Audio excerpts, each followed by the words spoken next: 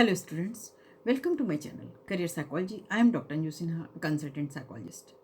Students, last के 3 chapters में मैंने आपको summary revision CTET UPTET examination का बताया। आज मैं आपको 4th चैप्टर लेने जा रही हूँ, बुद्धि निर्माण एवं बहुआयामी बुद्धि। इसमें जो आपको मैं मेन पॉइंट्स बताऊंगी, सारांश बताऊंगी, वो काफ़ी आपके लिए एग्जामिनेशन के लिए हेल्पफुल होगा, इसलिए आप अपना ध्यान यहाँ पे जरूर फोकस करिएगा। गार्डनर के बहुविध बुद्धि सिद्धांत के अनुसार पशुओं, खनिजों, पेड़ पौधों और प्राकृतिक तत्वों को पहचानने और वर्गीकृत करने की योग्यता प्राकृतिक बुद्धि कहलाती है। बुद्धि के वितरण सिद्धांत के अनुसार लगभग 70% व्यक्तियों की बुद्धि लब्धि 90 से 110 के मध्य पाई जाती है और लगभग 15% व्यक्तियों की बुद्धि 110 से अधिक तथा लगभग 15% व्यक्तियों की बुद्धि 90 से कम होती है। बहुविध सिद्धांत में हार्वर्ड गार्डनर ने फ्रेम ऑफ माइंड पुस्तक में दी और ये उन्होंने 1983 में प्रस्तुत किया था। इस तरह से गार्डनर ने बुद्धि के बहुआयामी सिद्धांत को अपने इस पुस्तक में उल्लेख किया है। बुद्धि लब्धि यानी IQ को MA/CA × 100 वाला फार्मूला होता है। मेंटल एज अपॉन आपका क्रोनोलॉजिकल एज × 100।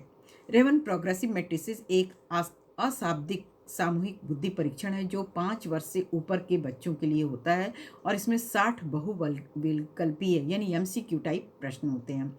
स्टैनबर्ग ने बुद्धि के 3 आयाम बताए हैं जिसे त्रितंत्र सिद्धांत के नाम से जाना जाता है, जो निम्नलिखित है: अवयवी बुद्धि कंपोनेंशियल इंटेलिजेंस, अनुभविक बुद्धि एक्सपीरियंशियल इंटेलिजेंस और संदर्भगत बुद्धि यानी कॉन्टेक्चुअल इंटेलिजेंस।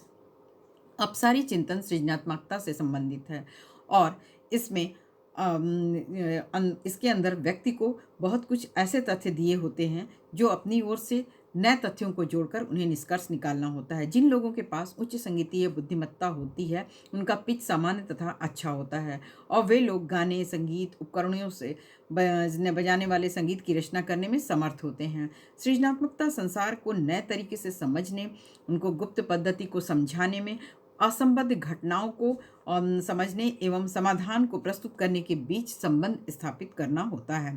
कुछ प्रश्न छात्रों को प्रोत्साहित करते हैं ताकि वे अपने व्यक्तिगत रायों को विभिन्न मामलों में प्रदर्शित कर सकें। वे जब तक इसके लिए कारण देते हैं तो वो विश्लेषणात्मक एवं सीमांत तार्किकता को प्रोत्साहित करते हैं। बुद्धि को इनके विभिन्न तरीकों से परिभाषित किया जा सकता है, जिसमें तार्किक शक्ति, विचारण, समझ, सजगता, संवाद, अधिगम, भावात्मक ज्ञान, स्मरण, योजना, रचनात्मकता एवं समस्या का हल करना सम्मिलित है। यह कई पहलुओं से बहुआयामी होती है। बहुविधि सिद्धांत के अनुसार सर्वप्रथम हार्वर्ड गार्डनर ने 8 तरह की बुद्धि को बताया है। पहला तार्किक गणितीय, फिर शाब्दिक भाषाई, नेक्स्ट स्थानिक यांत्रिकी, 4th संगीतमय, 5th शारीरिक गतिबोधन, 6 अंतर व्यक्तित्व सामाजिक, 7 अंतर व्यक्तित्व स्व ज्ञान और 8 है प्राकृतिक बुद्धि। इस प्रकार से गार्डनर ने बुद्धि को बताया कि कोई एक तत्व नहीं है बल्कि ये कई विभिन्न प्रकार की बुद्धियों का अस्तित्व होता है। प्रत्येक बुद्धि एक दूसरे से स्वतंत्र रहकर कार्य करती है। प्रतिभाशाली बच्चे असाधारण योग्यता तथा बुद्धि से संपन्न होते हैं।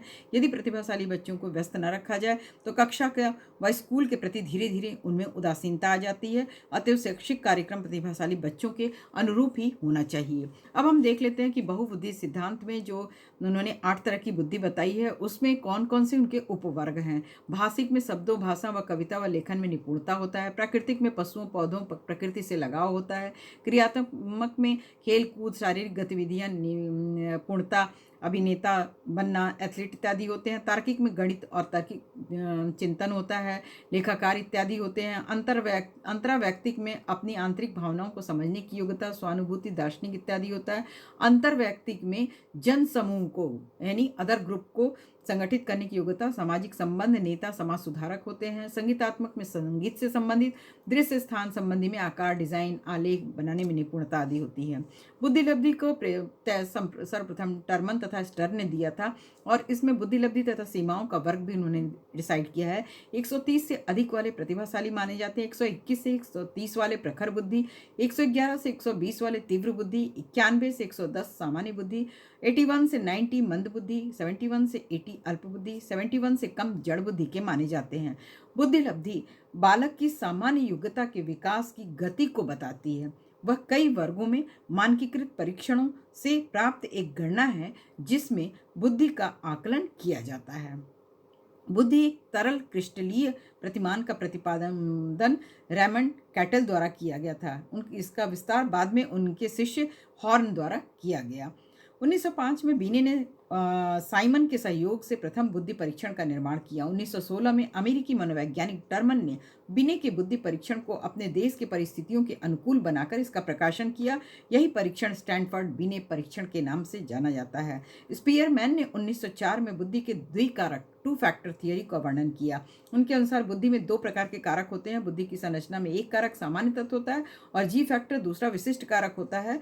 जी फैक्टर और एस फैक्टर जो कि सभी में पाया जाता है। शिक्षण के निम्न 3 स्तर होते हैं: स्मृति, बोध व चिंतन। इस तरह से हम देखते हैं कि बुद्धि और उनका किस तरह से सामंजस्यकरण होता है। आयोजन, उद्भवन तथा प्रबोधन सृजनात्मक अभिक्रिया के अंतर्गत आते हैं। स्किनर के अनुसार सृजनात्मकता चिंतन वह है जो नए क्षेत्र की खोज करता है। क्रिएटिविटी मीन्स न्यू चीज़ों का इन्वेंशन करना और नए निष्कर्ष प्राप्त करना है। भाटिया बैटरी परीक्षण के निम्न 5 उप परीक्षण हैं। ध्यान दीजिएगा, जरूर एग्जाम में ये पूछा जाता है। पहला है कोह का block design test, Alexander pass along test, pattern design test, शीघ्र स्मृति परीक्षण और चित्र निर्माण परीक्षण। विभिन्न प्रकार के मानकीकृत परीक्षणों के लिए अलग अलग उद्देश्य होते हैं और परीक्षण मानक व संदर्भ बिंदु है जिनकी सहायता से तुलना करके परीक्षण पर प्राप्त अंकों की व्याख्या की जा सकती है। लेकिन मानकीकृत परीक्षा बच्चों की क्षमता की स्पष्ट तस्वीर नहीं बताती है। अनुक्रमणीयता पूर्व संक्रियात्मक विचार की एक सीमा नहीं होती है। पूर्व संक्रियात्मक विचार बच्चों से 2 से 7 वर्ष की अवस्था में आती है। इस अवस्था में बालक अपने परिवेश की वस्तुओं को पहचानने लगता है। जेजोंग का मानना है कि संज्ञान और भाव स्वतंत्र होते हैं। सतर्क का अर्थ होता है सचेत, सावधान, तर्कयुक्त, तर्कपूर्ण।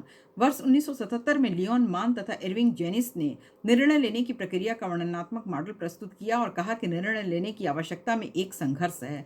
निर्णय लेने की आवश्यकता में से 2 या 2 से अधिक विकल्पों में से किसी एक विकल्प को चुनना होता है और निर्णय लेने से पहले विश्लेषण करना उनका बहुत ज़रूरी होता है। बुद्धिलब्धि या आईक्यू की अवधारणा स्टर्न के द्वारा दी गई थी।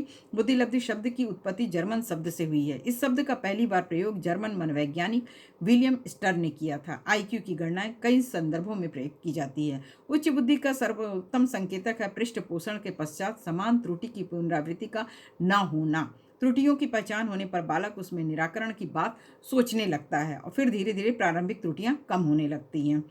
मस्तिष्क का प्री फ्रंटियल कॉर्टेक्स का कार्य है शरीर की गतिविधियों का संचालन करना, चिंतन तथा विश्लेषण तथा समस्या समाधान करना। मस्तिष्क का ऑक्सीपिटल भाग दृश्य कार्य से संबंधित है। बुद्धि बहुआयामी है जिसमें बुद्धि परीक्षण के द्वारा पूर्ण से परिमेय न की जाने वाली कई योग्यताएं शामिल होती हैं। स्पीयरमैन के अनुसार बुद्धि सर्वाधिक सामवर्धिक चिंतन है।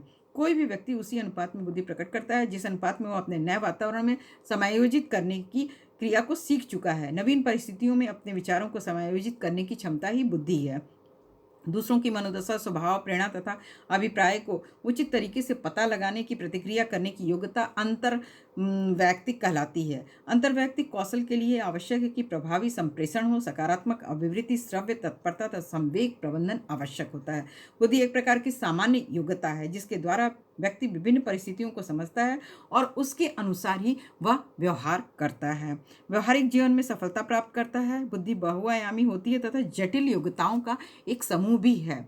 अब सारी चिंतन डाइवर्जेंट थिंकिंग, जब किसी के समक्ष कोई समस्या रखी जाती है तो वह उसके समाधान के लिए कल्पना शक्ति की सृजनात्मकता का प्रयोग करता है। इसके समाधान के रूप में वह एक से अधिक हल को प्रस्तुत करता है और इस प्रकार के चिंतन को अपसारी चिंतन कहा जाता है। इस प्रकार से हम देखते हैं कि बुद्धि निर्माण एवं बहुआयामी बुद्धि में मेन कॉन्सेप्ट मैंने आपको बताया। एक बार आप इसका पूरी तरह से रिवीजन करके अपने एग्जाम में अच्छे मार्क्स ला सकते हैं। Thank you guys for watching my video. Please like, share, comment and subscribe my channel. Have a great day.